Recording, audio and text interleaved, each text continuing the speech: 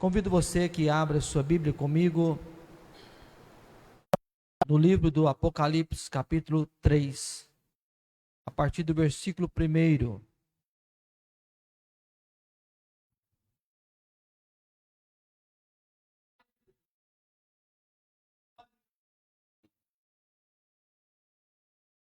Apocalipse, capítulo 3, o versículo 1 a seguir.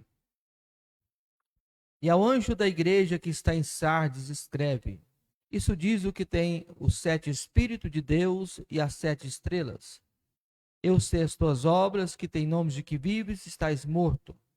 Ser vigilante, e confirmo o restante que estava para morrer, porque não achei as tuas obras perfeitas diante de Deus. Lembra-te, pois, do que tens recebido e ouvido, e guarda-o, e arrepende-te. Se não vigiarei, virei sobre ti.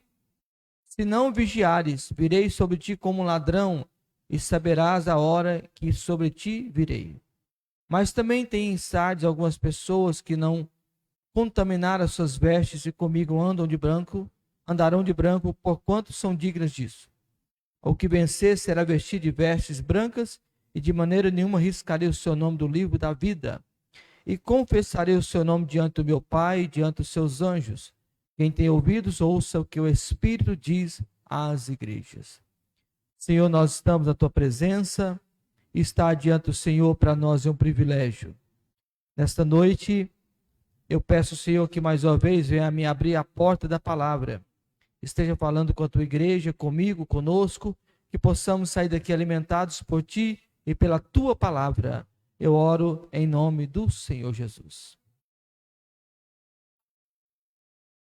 Nós estamos estudando sobre as cartas às 7 igrejas da Ásia Menor. E já estivemos vendo sobre Éfeso, a igreja de Esmirna, de Pérgamo, de Tiatira. E hoje nós vamos estar adentrando na igreja de Sardes. Sardes o Senhor Jesus faz uma análise como as outras igrejas, e no olhar clínico de Jesus, a igreja de Sardes estava morta. Assim como a cidade de Sardes, a igreja de Sardes vivia somente das lembranças da glória passada. Uma pergunta: pode um morto reviver? Alguém que está morto pode reviver? E o que torna essa pessoa que faz a análise dele, que vai atestar que essa pessoa está morta? Quando essa pessoa, alguém passa mal, ou mesmo venha a óbito, é necessário um médico fazer uma análise. Esse médico, ele toma algumas precauções para informar que aquela pessoa entrou em óbito. Porque é uma grande responsabilidade dizer que alguém está morto, sendo que ele não está. É um crime enterrar alguém vivo. Deve-se enterrar somente mortos.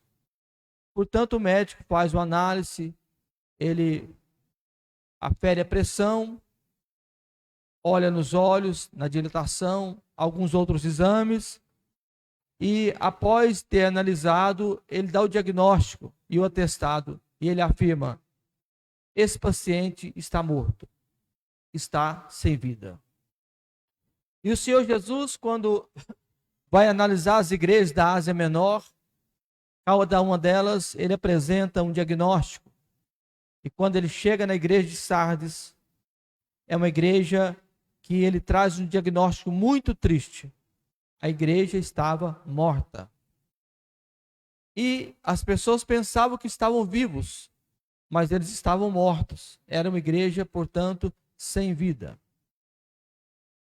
É com certeza uma grande contradição, pois como a igreja ser morta se o Deus vivo habita nela? É uma tragédia. Assim como o corpo de Lázaro estava em decomposição, a igreja estava morta, bem como existem igrejas que têm cheiro de morte. Tem um teólogo que ele diz que ele afirmou que em nenhum outro lugar pode se encontrar um contraste tão melancólico entre o esplendor passado e a decadência. Sardes era uma cidade degenerada. É importante observar a história da cidade, pois igreja de Sardes está escrita tendo em mente essa história. A cidade de Sardes, ela vivia das glórias do passado. Ela outrora foi uma cidade muito importante, linda, porém, na atualidade que foi escrita a carta, esta cidade apenas vivia, os moradores somente da lembrança da glória do passado. Eles viviam em uma decadência muito grande. A cidade de Sardes, ela estava localizada no meio da planície do rio chamado Hermos. E ela ficava-se ali atrás de uma série de serras contínuas que separavam série de cadeias menores com uma pequena elevação topográfica. Era uma cidade em um topo elevado de 500 metros. Uma cidade, portanto, que era privilegiada para defender dos ataques dos seus inimigos. E existia um rei, que foi um dos reis mais importantes daquela cidade, o nome dele era Creso. Esse rei, ele foi o rei que trouxe para Sardes a riqueza e, ao mesmo tempo, a ruína. Esse rei, ele conseguiu chegar na sua governança, colocar Sardes no topo, uma cidade gloriosa. E talvez pelo seu orgulho, ele embarcou numa guerra contra um rei Ciro, que era rei da Pérsia. E foi o fim da grandeza de Sardes. Eu estava analisando a história da decadência da cidade de Sardes, eu achei interessante, porque houve uma batalha em Ciro, ele, rei da Pérsia, ele foi atacar Sardes, mas ele não encontrava nenhuma entrada, porque era uma cidade fortalecida, sitiada 500 metros de altura, muros grandes, elevados, e não tinha como adentrar naquela cidade. Ele fez uma recompensa para o soldado que encontrasse uma brecha. E diz a história que um soldado ficou olhando e por acaso ele observa ali que do alto do muro, como se fosse um capacete de um soldado, era um casco, saiu e caiu da cabeça do soldado e caiu. E de repente ele viu aquele soldado, ele descendo o muro e subindo. E ele entendeu então que havia uma brecha, uma possibilidade de homens ágeis poderiam subir o muro e entrar na cidade. E é interessante que quando eles acompanharam aquele soldado, uma guarnição veio de homens, viram a fragilidade da cidade e eles se orgulhavam tanto daquele poderio militar que eles não tinham deixado de ter colocado vigilantes à noite. A cidade estava desprotegida. Até por isso Jesus falou para a igreja de Sardes: ser vigilante. E eu quero dividir essa palavra em 3 momentos, conforme o texto assim ele traz para nós. Primeiro, como as outras cartas, há um remetente, há alguém que escreve à igreja. E esse remetente é o Senhor Jesus. E ele explica à igreja dizendo assim, versículo 1, ao anjo da igreja que está em Sardes escreve. Olha como Jesus se identifica. Primeiro ele diz, isso diz o que tem os 7 Espíritos de Deus e as 7 estrelas. Deus tem 7 Espíritos? Ou há um Espírito? Deus, ele é trino. Pai, Filho e Espírito Santo. Quando se diz 7 Espíritos, é a mesma palavra que está em Apocalipse capítulo 1, versículo 4, quando Jesus se apresenta a João, as 7 igrejas que estão na Ásia, ele fala assim, graça e paz sejam convosco da parte daquele que era, que era e que há de vir, e dos 7 Espíritos que estão diante do seu trono. Não há, esse número 7 é o número da perfeição e da plenitude.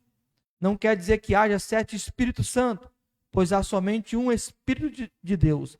Entretanto, é importante compreender que o Espírito Santo é pleno e cheio e perfeito. A essência do Espírito Santo é a perfeição. E nós vemos isso lá, o profeta Isaías profetizando, Isaías capítulo 11, e o versículo 1 e 2. Coloque aí no telão, por favor.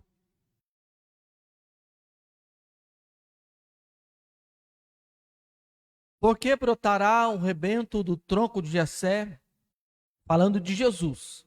Essa profecia é uma profecia messiânica. 700 anos antes de Jesus vir à terra, o profeta Isaías, inspirado pelo Espírito Santo, ele profetizou, dizendo assim: porque brotará um rebento do tronco de Jessé. Ou seja, Jesus saiu como homem, a sua descendência veio também de Davi. O tronco de Jessé, que Jessé é pai de Davi. E das suas raízes um renovo se frutificará. Ou seja, de Jessé nasce Davi, de Davi a sua descendência, da descendência de Davi, Jesus como homem nasceu e passou pela descendência de Davi. O versículo 2. E repousará sobre ele. Ele quem? Que o texto está dizendo que é um rebento do tronco de Jessé.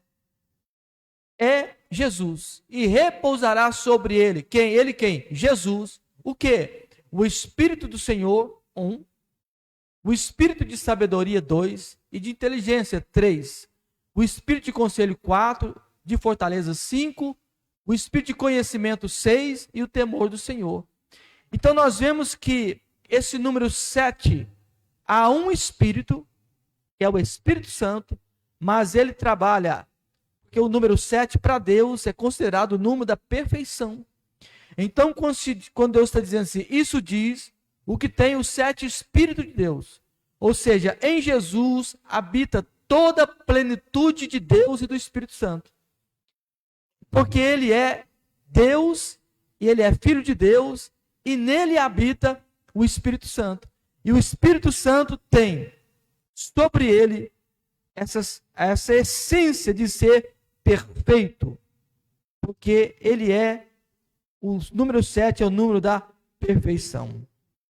Jesus se identifica primeiro dizendo assim, isso diz o que temos 7 Espíritos de Deus e as 7 estrelas. O 7 Espírito é o Espírito Santo. E as 7 estrelas? Apocalipse capítulo 1, versículo 20, fala que, olha o que diz Apocalipse 1, o versículo 20. O mistério das 7 estrelas que viste na minha destra e dos 7 cristais de ouro. As 7 estrelas são os anjos das 7 igrejas e os 7 cristais que viste são as 7 igrejas. Portanto, as 7 estrelas são os pastores. Jesus escreveu as 7 igrejas, representando a totalidade de tipo de igreja que existe. E em cada igreja Deus colocou um pastor. E esse pastor que Deus colocou, Deus chama ele de estrela. É um anjo. E é interessante que em cada igreja Jesus tem o comando. Porque sobre as 7 igrejas, ele está dizendo assim, nas minhas mãos, eu tenho o comando dos anjos da igreja. Eu tenho o comando dos pastores da igreja. Porque Jesus é o cabeça da igreja. Ele detém os pastores em sua destra, lugar de honra, mas de responsabilidade. O avivamento da igreja vem por meio do Espírito Santo na vida dos seus pastores. Tem um teólogo que ele descreveu assim, Steven Lawson. Porque ambas as designações, porque Jesus segura os 7 Espíritos e as 7 estrelas, ele diz, a chave para reavivar os membros de uma igreja está com a direção do Espírito Santo na vida dos seus pastores.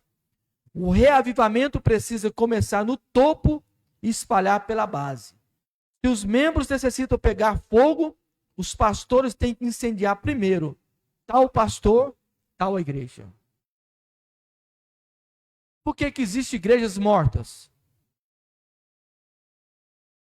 Eu vou repetir. Por que existem igrejas mortas? Porque o pastor está morto. Olha a responsabilidade que é me dada a mim como pastor. O avivamento da igreja, o reavivamento da igreja, ele passa primeiro por meio do Espírito Santo na vida do pastor. O pastor tem de Deus um privilégio e, ao mesmo tempo, uma responsabilidade. Porque tem que começar o reavivamento na igreja, o grande mover do Espírito começa primeiro na vida do pastor. Aqui nessa igreja, em Araguari, passa pela vida do pastor Osmar, a mim, os pastores que estão junto com ele, aqui nessa congregação que é uma raiz ali do templo sede, aqui passa por mim e por nós, companheiros. Não existe avivamento na igreja, aqui nessa igreja nunca existirá avivamento, se eu não me posicionar como um homem cheio do Espírito Santo. Porém, se eu me posicionar, vem o avivamento sobre mim e desce para a igreja. Tem um pregador que diz assim, do século, não sei se é no século XVI, ele falou assim: ou você põe fogo no seu sermão, ou você põe o seu sermão no fogo. Ele falou isso. Ou você busca a graça de Deus para pregar um sermão cheio do Espírito Santo, ou pega esse sermão seu e queima ele, porque não vale nada. A chave do avivamento da igreja passa pelo derramado do Espírito Santo na vida do pastor. E como disse o profeta Zacarias 4:6, não por força ou por violência, mas pelo meu Espírito, diz o Senhor dos Exércitos. Então, o remetente aqui, Jesus se identifica como o 7 Espírito, que tem os 7 Espíritos e as 7 estrelas. Ou seja, ele tem o poder na sua mão, e na sua mão está a autoridade na vida dos anjos da igreja, dos pastores da igreja. Jesus está dizendo: eu estou no comando da igreja. Ele nunca perdeu absolutamente nenhum comando. Por vezes, ele solta a corda, ele vai dando corda. De repente, ele puxa essa corda dizendo assim: eu estou no comando. Então, não se escandalize com nenhum tipo de escândalo, porque Deus trata o juízo na sua casa. Primeiro, Jesus identifica como os 7 Espíritos e as 7 estrelas, que tem os 7 Espíritos e as 7 estrelas. Esse é o remetente. E agora Jesus vai traçar o diagnóstico dessa igreja. Qual é a análise de Jesus na igreja de Sardes? Olha o que ele diz: eu sei as tuas obras. Em todas as igrejas, Jesus usou a expressão: eu sei as tuas obras. Todas. Você lê aqui as 7 igrejas, Jesus está dizendo: eu sei, eu conheço as tuas obras. E ele fala assim: que tens nome de que vives e está morto. Aparentemente ela pensava que estava viva, porém ela estava morta. Das 4 igrejas que nós estudamos até agora, em todas elas, essa é a 5ª, o Senhor Jesus, todas elas, ele expressou nas 4 primeiras. Primeiramente, Jesus deu um elogio, mas Sardes, Jesus não teve nenhum elogio para dizer para ela. Que triste, irmãos. Uma igreja que não recebeu nenhum elogio do Senhor Jesus. Aí o Senhor Jesus, as outras, Jesus fala assim: eu sei o teu trabalho, a tua paciência, eu sei a tua obra, a tua tribulação, eu sei onde que habitas, eu te conheço, eu sei que vocês têm os remanescentes, eu sei o seu amor, teu serviço, tua fé, tua paciência. E quando chegou a Sardes, ele diz: eu sei as tuas obras, que tens nome de que vives e estás morto. Essa igreja de Sardes era uma igreja morta. 1 Timóteo 5,6, Paulo ele traz uma recomendação dizendo assim: mas a que vive em deleites, vivendo, está morta. Lucas capítulo 15, versículo 22, no retrato da parábola do filho pródigo, aquele filho pródigo estava vivo fisicamente, porém ele estava morto espiritualmente. E isso que Jesus estava dizendo, eles estavam vivos fisicamente. No olhar das pessoas, existia uma igreja ali, essa igreja não era perseguida, não tinha falsas doutrinas, não tinha farisaísmo, não enfrentava o imperador, não tinha perseguição, estava socialmente tudo bem. Não passava de um clube social de pessoas, de ajuntamento de pessoas, porque no olhar de Jesus estava morta. Qual o sintoma de uma igreja morta? Primeiro, um pregador morto. Tem pregador morto, gente? Que nem acredita naquilo que prega. Existem alguns cursos teológicos, existem professores de teologia que são ateus. Eles não acreditam em Deus e ministram aulas sobre Deus. Eles não acreditam. E alguns até se expressam: eu não acredito em Deus, mas vou dar aula de teologia. É um pregador morto, um professor morto. E qual o sintoma de uma igreja morta? Primeiro, um pregador morto. É um pregador superficial, falando para pessoas superficiais, mensagens cheias de retóricas, mas sem vida e unção do Espírito Santo. Uma igreja morta é uma igreja que tem uma adoração morta. Adoram como se Jesus estivesse morto e enterrado. É um ministério morto, sem vida. Não tem salvação de almas, não tem vidas em oração, não tem vidas em jejum, não traga uma vida de piedade. A igreja que vive no pecado, o pecado tira a vida espiritual da igreja. Jesus olhou para essa igreja de Sardes e disse: você está morta. Mas ele é especialista em trazer vida àquilo que já morreu. Aí ele traz um convite, um chamado, a partir do versículo 2. Primeiro, Jesus se apresenta como ele é o remetente, como que tem os 7 Espíritos de Deus, as 7 estrelas. Depois ele apresenta o diagnóstico que a igreja estava morta. E após ele apresentar esse diagnóstico, ele faz um chamado para a igreja. Ele diz assim no versículo 2: esteja vigilante. Ou seja, preste atenção. Quando tem um soldado na torre vigiando, ele está em guarda, ele tem que estar o quê? Atento, é o mínimo. Eu nunca fui militar, mas conheço de soldados. Trabalhei no exército como civil, tocando na banda de música. E lá tem, nos batalhões tem as guaritinhas. E lá ficam os soldados. E às vezes você vê um soldado, né, quando está chegando mais novo, ou muito cansado, ele está armado, posicionado, olho aberto, mas dormindo. Não pode. Eu, como professor, eu peguei uma habilidade. E agora, como pastor, também eu pego essa habilidade. Aí você está dando aula numa sala de aula, a pessoa está olhando para você assim, os olhos fixos. Aí a gente sabe, parecendo o olho de morto. Ele para, mas a mente dele está longe, tão longe. Aí eu chegava no aluno e fazia assim, ó. Ele não fazia, pertinho, ó. Não dava um tchau para ele, não fazia nada. Aí o pessoal caía na gaitada e ele acordava, né? Então, aparentemente ele está prestando atenção, mas o pensamento dele está longe. E essa igreja, Jesus faz um convite dizendo assim: ser vigilante, fique atento, observa. O que é ser vigilante?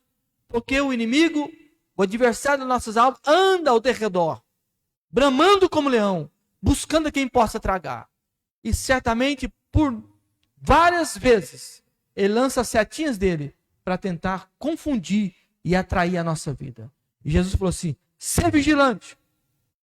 E confirma o restante que estava para morrer. Porque porque não achei as obras perfeitas diante de Deus. Então Jesus está dizendo assim, ser vigilante, preste atenção, fique atento. O Senhor Jesus, depois de apresentar o diagnóstico, ele dá uma receita para o reavivamento da igreja. O que é reavivamento? Porque essa igreja já foi avivada. Existem pessoas que já foram avivadas, mas que precisam de um reavivamento. Uma vez já foram avivadas, já tiveram a chama do Espírito. O que é essa? Da onde vem essa palavra? Reavivar. Paulo usa a Timóteo dizendo assim: reavive o dom de Deus que há em ti. Essa palavra reavivar, ela vem do verbo ali avivar, que era, na época que Paulo escreveu, os gregos ali, eles usavam muito essa palavra, reavivar. O que era o reavivar? É quando tinha uma pessoa que essa pessoa era responsável para cuidar das lenhas. Colocava ali o fogo, aí você coloca um fogo, e o que começa a acontecer? Começa a apagar o fogo, vira brasa, e a brasa começa a apagar. Aí vinha alguém e falava assim, era o braseiro, ele tinha uma responsabilidade de soprar, ele abanava a brasa.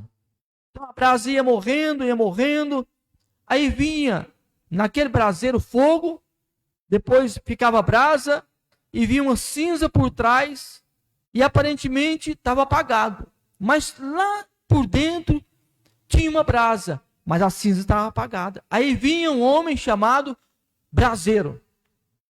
E esse braseiro soprava. E quando ele soprava, a cinza saía e o fogo voltava. Esse braseiro fazia o papel de reacender a chama. E o reavivamento é justamente isso, é soprar e reacender. E o Espírito Santo, ele é o braseiro. Às vezes nós estamos, como aquela brasa. Tinha fogo, tinha vida de piedade, era cheio do Espírito Santo, aí de repente o fogo foi apagando, aí veio as cinzas e começou a consumir. Aí você olha e diz assim, está morto, não tem fogo, porque a cinza já cobriu a lenha. Aí você olha e diz, não tem fogo, está apagado. Aí vem o braseiro, que é o Espírito Santo, fala assim, não, mas tem sim. Aí é preciso ele vir e soprar.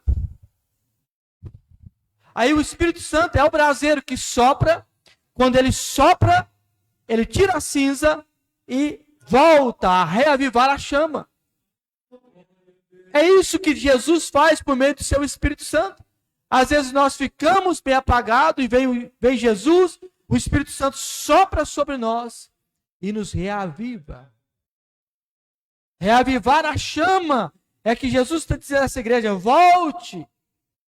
Igreja de Sardes, volte, vocês estão mortas, mas para mim ainda há uma solução. E eu quero tomar emprestado, essas lições aqui elas não vieram, não foram reveladas a mim, eu não vou mentir para os irmãos, não foram reveladas a mim. Eu quero pegar emprestado de um livro que eu li, As 5 Chaves para o Reavivamento. As 7 igrejas do Apocalipse, e ele demonstra algumas chaves para o reavivamento. Primeiro, acorde. O primeiro passo é acordar do som da negligência. Saia da frieza espiritual, acorde. Procure ver aonde fracassou, como diz o apóstolo Paulo. Desperta, tu que dormes. Então, o chamado de Deus para nós, para a igreja de Sardes, hoje, para nós, porque essa palavra vem primeiro para mim, tomar cuidado, e talvez você esteja hoje vivendo um tempo extraordinário de sua fé, mas guarde essa palavra, para que você não se esfrie na fé. E ela é para mim também. Primeiro passo para o reavivamento, acorde. Segundo passo, tome dianteira. Jesus exorta a igreja de Sardes a confirmar os restantes que estavam para morrer. temos que voltar às bases da vida espiritual. Quais são as bases da vida espiritual? Oração, leitura da Bíblia Sagrada, jejum, adoração, vida piedosa. E por vezes, a gente, por um descuido, a gente deixa de ler a Bíblia, a gente deixa de orar, a gente deixa de jejuar, a gente deixa de amar Jesus, a gente deixa de ter aquele fervor espiritual. Isso não é só com vocês não, mundo. Eu também sou ser humano e por vezes eu tenho que me atentar. Opa, Lael, vem o termômetro de Jesus na minha vida e falo, Lael, ó, você tá bem, ó, deu uma esfriadinha, me busca mais. Porque eu sou ser humano. Como nós somos seres humanos. Mas o Senhor Jesus nos chama a atenção e chamava a atenção de Sardes. Volte às bases da vida espiritual. Existe uma coisa que nós não podemos perder nunca. É a vida espiritual. Alimentar essa chama. Como? Vida de oração. Até às vezes começamos bem. Aí a pessoa diz, eu vou fazer um propósito com Deus. Eu vou ser um santo homem de oração. Ele empolga e começa a orar 3 horas todo dia. Passa uma semana, já não estou orando mais nada. Não, agora eu vou impactar o reino espiritual. Vou jejuar 3 vezes por semana. Jejum 1 dia, 2 dias, 3 dias. Na outra semana eu não jejuei pelo ano. Já fiz o pacote completo. Não, Jesus não quer isso. Ele quer que a gente venha orar diariamente, ter a vida de devoção diariamente. É isso que é o propósito. É o desafio que nós temos da parte de Deus para mantermos a nossa vida espiritual sadia. Ler a Bíblia Sagrada. É importante lermos a palavra de Deus. E nós que somos pregadores, a gente corremos um sério perigo. A gente lê a Bíblia só para procurar mensagem. Eu falo que eu sou um pregador. Tem muito tempo que eu ministro a palavra. Eu tenho que ler a Bíblia primeiro para me alimentar, no meu devocional. Depois eu vou ler a Bíblia para eu pregar. Eu não tenho que ler a Bíblia para caçar mensagem, não. Eu leio a Bíblia para me alimentar. Alimentar a minha alma, o meu espírito, como todo mundo deve fazer. E depois eu vou ler a Bíblia para estudar a Bíblia a fim de preparar uma mensagem. Porque senão posso correr o perigo de esfriar a minha vida espiritual. Primeiro passo para um avivamento é acorde. Segundo, tome dianteiras. Terceiro, olhe para trás. Olha o versículo 3. Lembra-te, pois, do que tens recebido e ouvido, e guarda-o e arrepende. Deus diz assim ao povo, lembra-te, pois, do que tens recebido e ouvido. Ou seja, aquela igreja tinha recebido uma palavra viva. Eles tinham começado bem. Eles estavam caminhando bem. Mas, de repente, a frieza espiritual entrou. A mornidão espiritual entrou. A apatia espiritual entrou. E eles pensavam que estavam vivos. Mas era somente um clube social, um ajuntamento de pessoas. E ali Jesus já não tinha mais primazia do culto. Mas Jesus estava dizendo assim, eu sou o que sou, tenho na minha mão, na destra da minha mão, o poder. Porque Jesus chamou-nos para sermos uma igreja poderosa. Lembra-te depois do que tem recebido e ouvido. Essa exortação está no idioma grego, no presente indicativo, e significa, segue lembrando, lembra cada dia, nunca te permitas esquecer. Eu acho interessante nos originais, na língua, no grego koiné, que foi escrito o Novo Testamento, o presente indicativo tem um significado. A gente fala, lembra-se, mas no grego koiné, esse presente do indicativo, ele significa, segue lembrando. Ou seja, cada dia você lembra. Isso é progressivo. Todo dia você vai estimulando e vai lembrando. Jesus está dizendo à igreja, lembra-te, pois do que tens recebido e ouvido. E essa palavra, ela vem para a nossa vida, o Senhor trazendo a nós o alerta. Lembra, olha para o passado, aquilo que você recebeu, aquilo que você aprendeu, aquilo que alguém te instruiu na palavra. Lembra-te e guarda. Porque apenas lembrar não é suficiente. É preciso guardar. Você lembra e guarda. É por isso que Davi falou assim: escondi a tua palavra no meu coração. Ou seja, eu observei a palavra, comi essa palavra, e Davi falou assim: eu escondi, eu guardei no profundo do meu coração. Para quê? Para eu não pecar contra ti. Então, quando nós guardamos essa palavra, a gente está com ela impregnado. A gente não peca. Porque aonde que a gente vai, a palavra está aqui. As ofertas vêm, as propostas vêm, a tentação vem. Cada dia o inimigo vem. Mas o que eu faço? Eu digo não. Não. Por quê? Por que não? Porque eu tenho guardado no meu coração essa palavra. E Jesus diz para a igreja de Sardes: lembra-te, pois, do que tens recebido e ouvido, e guarda. Vocês receberam e vocês ouviram. Guarda. E ele complementa: e arrepende-te. Esse verbo arrepender é algo que é importante para a nossa vida. É abandonar os impulsos carnais. O primeiro passo do reavivamento é acorde. O segundo, tome dianteira. O terceiro, olha para trás. O quarto, pare. Observa. Lembra-te, pois, do que tens recebido e ouvido, guarda e o arrepende. Guardar também está no presente indicativo, que indica uma ação contínua. Nunca deixe de observar, de guardar os mandamentos do Evangelho. Guarda e observa diariamente. O cristão sempre tem que lembrar de voltar ao pé da cruz, para lembrar o que Deus tem feito por ele. Lembrar-se do que tens recebido e ouvido e guarda-o. Agora, como que eu vou lembrar aquilo que eu não sei? É como assim, se eu quisesse passar num concurso público, ou numa prova. Aí eu vou, primeira coisa que eu tenho que fazer, eu tenho que estudar. Porque se eu não estudar, como que Deus vai me fazer lembrar? Ele faz lembrar aquilo que eu sei. É por isso que nós devemos ler essa palavra. É importante você vir aqui hoje. Irmão, você não sabe a importância para a sua vida espiritual, para você vir ouvir essa palavra.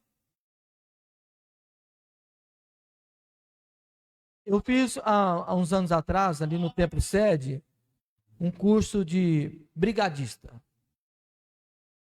E o professor falou para nós assim, que é muita informação que passa. Ele falou assim: olha, no momento que precisar, você vai lembrar. E foi tão interessante que eu estava no lugar quando aconteceu uma situação. Na hora eu lembrei. Estava vivo. Alguém me ensinou e eu lembrei. Aí o que o Senhor Jesus está falando para você? Lembra. Mas como que eu vou lembrar? Estudando, conhecendo, lendo, vindo aqui no culto de ensino, vindo na escola dominical. Mas isso basta? Não. Eu preciso ler essa palavra. Leia, irmãos. Se você ler, o Espírito Santo vai fazer você lembrar. Aí você vai guardar no coração e não vai pecar contra Jesus. Ele diz: lembra-te do que tens recebido e ouvido. E depois, o outro passo, abandone seus impulsos. Ele fala: lembra-te, pois, do que tem recebido e ouvido, guarda e o arrepende. O que é arrependimento? Arrependimento é uma meia volta completa. Olha aqui, ó. O que é arrependimento? É isso aqui, eu vou explicar de uma forma bem clara para vocês. Eu estou indo nessa direção. Ó, eu mudei de direção. Agora, se eu fizer isso aqui, ó, meia volta, vão ver? Aí eu arrependi. Não arrependi, continuei da mesma forma. Arrepender é mudar de direção. Eu estou indo por esse caminho, eu mudei de direção. Jesus está falando assim, muda de vida. Você está indo nesse caminho que está contrariando Jesus, que está contrariando a palavra de Deus. Porque a gente sabe o que pode e o que não pode. Não sabe, gente? Todo mundo sabe. Eu já estou ficando, irmãos, careca de saber. Que interessante. Já estou ficando, olha aqui, para vocês verem. Eu estou ficando careca de saber. E todo mundo sabe. E o que o Senhor Jesus está dizendo para nós? Muda de vida. Se sabe que não pode, faça. Não faça. E se eu sei que eu preciso orar, então eu tenho que orar, eu tenho que buscar. Isso é arrependimento. E o terceiro passo é vigilância. E se não vigiares, virei sobre ti como um ladrão, e não saberás a que hora eu virei. A igreja de Sardes é orientada a vigiar, porque Jesus virá como ladrão para julgar a igreja. E é interessante, Jesus observa que lá em Sardes, como todas as igrejas, sempre Deus preservou um remanescente. E uma igreja morta, um povo morto, um pastor morto, um ministério morto, mas lá em Sardes também, versículo 4, mas também tens em Sardes algumas pessoas que não se contaminaram suas vestes, e comigo andarão de branco, porquanto são dignas disso. Dentro da igreja, uma igreja que estava morta, pessoas mortas, inertes, Jesus preservou ali um remanescente. Homens que foram fiéis a Deus, mulheres que eram fiéis ao Senhor Jesus. Glória a Deus. Elias disse assim para o Senhor, quando ele corria de Jezabel, ele falou, Senhor, eu não sou melhor do que meus pais. Mata-me também, Senhor. Eu estou sozinho. Aí Deus falou para ele assim, não, ele fica tranquilo. Você não está sozinho. Tem mais 7.000 aí que não se dobraram diante de Baal. Você que não está vendo, mas eu estou vendo todos eles. Porque Jesus está vendo todas as coisas. Ele vê o profundo. E às vezes nós, na nossa análise, temos que pensar que existem poucas pessoas fiéis. O homem pode até pensar, mas quem julga o coração é somente Cristo. Ele sabe os fiéis dentro da igreja. Ele sabe você que ora de madrugada, você que geme no altar, você que clama, você que busca. Jesus te conhece por dentro e por fora. E ele virá para julgar a sua igreja. De vez em quando Deus traz um julgamento à igreja. Não para matar, mas para que essa igreja possa permanecer firme e reavivar a chama do Espírito. Versículo 5. Entra na última parte da palavra. Primeiro, Jesus se apresenta como remetente, como o que tem as 7 estrelas, os 7 espíritos, as 7 estrelas. Ele traz o diagnóstico que estava morta, a igreja de Sardes. Ele chama a igreja para o arrependimento. E depois ele faz uma promessa, uma tríplice promessa. Promessa aos vencedores. Quem aqui é vencedor? Né? Nós somos vencedores. Nós que estamos aqui já somos vencedores por Cristo Jesus. E qual é a promessa? Jesus falou assim, o que vencer será vestido de vestes brancas, e de maneira nenhuma riscarei o seu nome do livro da vida, e confessarei o seu nome diante do meu Pai e diante dos seus anjos. Primeira promessa ao vencedor. Ele fala, será vestido de vestes brancas. O que são vestes brancas? Mateus capítulo 13, 43 diz que os justos resplandecerão como o sol no reino de seu Pai. No mundo antigo, vestes brancas significavam festas e regozijo. Vestes brancas significavam vitórias. Roupas brancas significam purezas. Porque quando nós vencemos aqui essa vida e formos encontrar Jesus no nosso espírito e teremos um corpo transformado, nós estaremos diante dele com roupas brancas. Ele está dizendo assim, vocês serão puros, como eu sou puro. Se permanecermos fiéis a Jesus, seremos puros como ele é puro. Existe outra promessa extraordinária que eu acho, que ele fala assim: o vencedor, de maneira nenhuma, riscarei o seu nome do livro da vida. Tem um cartório no céu. É um cartório celestial. E lá tem uns nomes. E lá tem o meu nome, o seu nome. Está lá. Lá é o Cristiano de Melo. Livro da vida. O nome dos irmãos estão aqui. Quem recebeu Jesus tem o seu nome escrito no livro da vida. Aí Jesus falou: se você permanecer, ele não vai riscar. Mas se não permanecer, ele risca. Aí cai por terra que é a doutrina dos calvinistas. Uma vez salvo, salvo para sempre. Só porque já é um versículo que não existe isso. Porque será salvo aquele que perseverar até o fim. Se eu não perseverar, eu corro o risco de ter meu nome riscado. Mas eu quero permanecer fiel para nunca o meu nome ser apagado do cartório do céu. Irmão, o seu nome é importante. Aqui você está no hall de membro da igreja. É muito importante. É uma questão de organização. Isso é muito importante. Você tem um cadastro na igreja. Você pode ter sua carteirinha de membro, como é importante. Mas o mais importante, é importante você estar ligado aqui, é ter o seu nome no cartório do céu. Chega lá, Jesus falou assim: lá é o Cristiano de Melo. Está aqui. David, está aqui, pode entrar. Aí, olha que tanto que é importante esse nome. E como Moisés amava tanto o povo. Porque aquele povo de Israel trouxe tanta canseira. E um dia Deus falou assim: Moisés, eu vou fazer o seguinte. Esse povo é muito rebelde. Eu vou destruir isso, vou matar todo mundo aqui. E eu vou fazer um combinado com você. De você eu faço uma grande nação. Aí a Bíblia diz que Moisés falou: Senhor, faz isso não, Jesus. Faz isso não.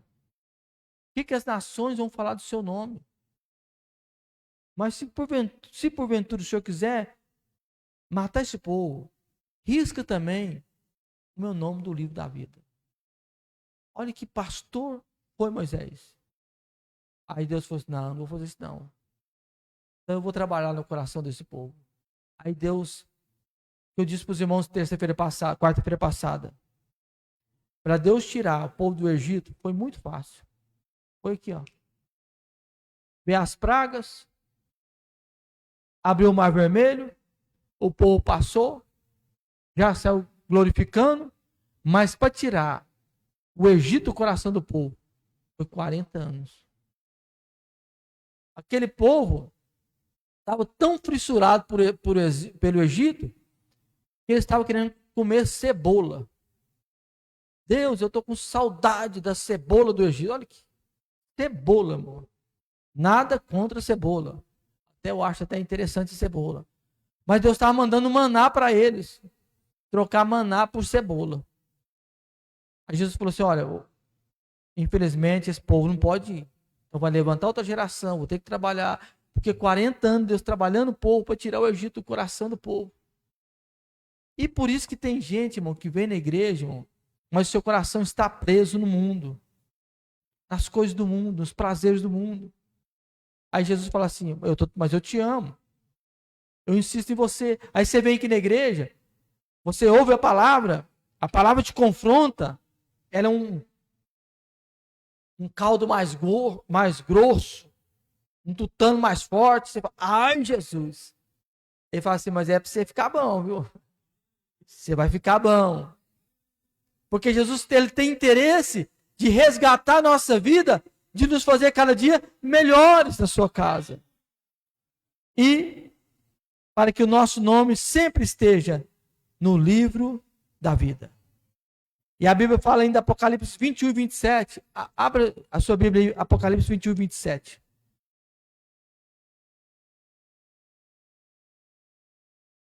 E não entrará nela coisa da Nova Jerusalém, que contamine e cometa abominação e mentira, mas somente os que estão escritos no livro da vida do Cordeiro.